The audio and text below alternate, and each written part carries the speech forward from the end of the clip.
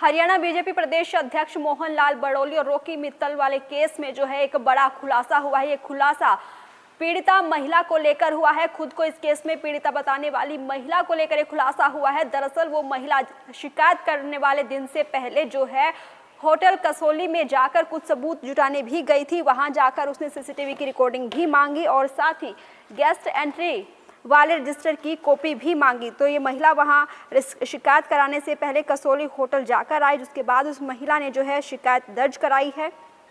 Haryana BJP प्रदेश अध्यक्ष gang rape वाले मामले में ये बड़ा खुलासा हुआ है। शिकायत से पहले होटल गई थी पीड़िता महिला और गेस्ट एंट्री रजिस्टर की कॉपी मांगी थी।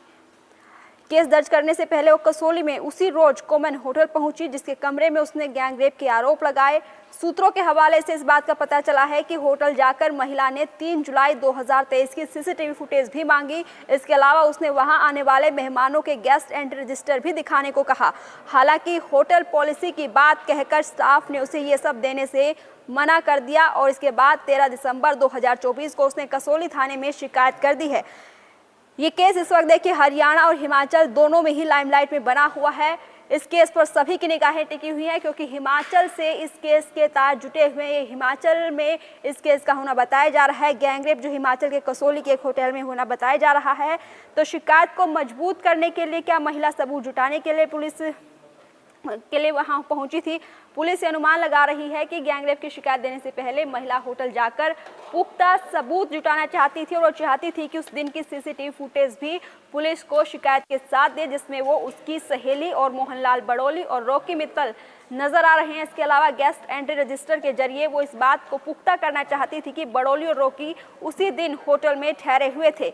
वहां कोई सबूत नहीं मिला, ये कंफर्म करने गई थी और पुलिस ये भी शक जता रही है कि कहीं ऐसा तो नहीं कि महिला ये कंफर्म करने गई थी कि होटल में इसको लेकर कोई ऐसा सबूत ना हो जो उसकी शिकायत के खिलाफ जाए। और जैसे ही ये जानना चाहती थी कि होटल में इतनी पुरानी सीसीटीवी की रिकॉर्डिंग रहती है या नहीं, वो कौन सा कमरा था जिसमें वो रुके और रेप वाला कौन सा कमरा था, ताकि जब पुलिस जांच करे तो ये सब सटीक बताए। इसके अलावा गेस्ट एंट्री से बड़ोली रॉकी के बारे में भी पुख्ता जानकारी रख सके। साथ ही जब महिला को पुलिस ने गैंगरेप वाले कमरे की पहचान करानी चाहिए तो उसको लेकर भी बड़ा खुलासा हुआ। महिला ने होटल के जिस कमरे में गैंगरेप के आरोप लगाए वो उसी के नाम पर बुक था।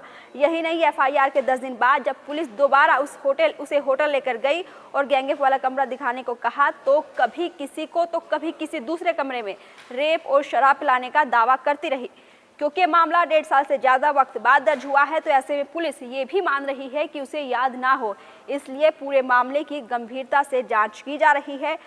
साथ ही हिमाचल पुलिस का ये कहना है कि 60 दिन में चालान पेश कर देंगे और सोलन पुलिस के एक अधिकारी का ये कहना है कि इस तरीके के मामले में पुलिस को 60 दिन के अंदर कोर्ट में चालान पेश करना होता है। पुलिस एविडेंस जुटा रही है जिसके आधार पर कोर्ट में चालान पेश किया जा सके।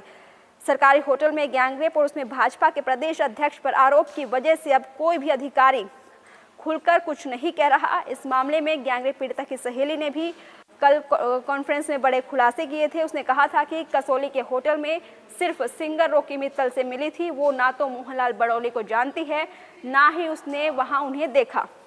उसे तो केस दर्ज होने के बाद पता चला कि मुझे गवाह बनाया गया है। तो ये बड़ा खुलासा बीजेपी प्रदेश अध्यक्ष गैंगरेप वाले केस में जो है आरोप पीड़िता महिला को लेकर हुआ है। पीड़िता महिला शिकायत दर्ज करने से पहले होटल कसौली गई, वहां सबूत जुटाने की कोशिश की। महिला ने सीसीटीवी फुटेज की रिकॉर्डिंग भी मांगी और गेस्ट एंड रजिस्टर की कॉपी भी मांगी। अब देखना होगा कि इस मामले में अगला अपडेट क्या आता है।